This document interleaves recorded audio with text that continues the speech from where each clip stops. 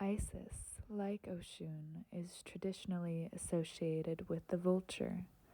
Both are fertility goddesses with a shadow side of promiscuous death, which points to the nature of polarity and balance.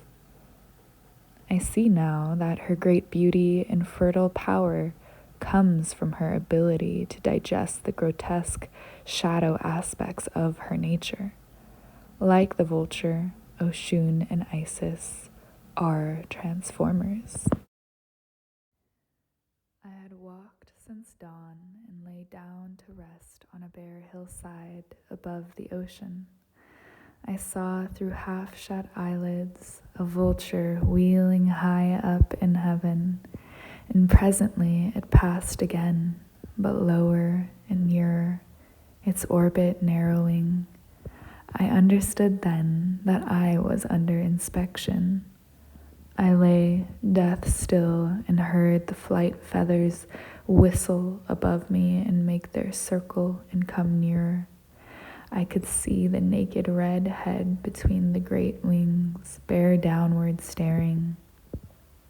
I said, "My dear bird, we are wasting time here. These old bones will still work. They are not for you."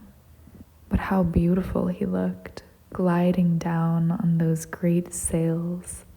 How beautiful he looked, veering away in the sea light over the precipice.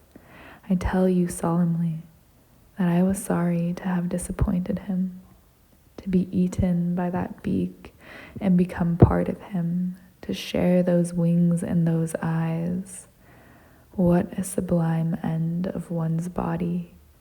What an enskyment. What a life after death.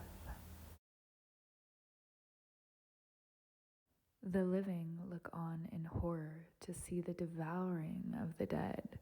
They don't understand how the small birds they once knew could do something so terrible. But the chattering birds they knew were gone. They turn into something else entirely now. When the parrots shed their green and change their form, they take on a sacred duty, to stand at the border between the living and the dead. So they wait for the dying and watch over the carcasses and consume the flesh, and no one but the corbu know that inside their bodies the souls of the dead transform and release.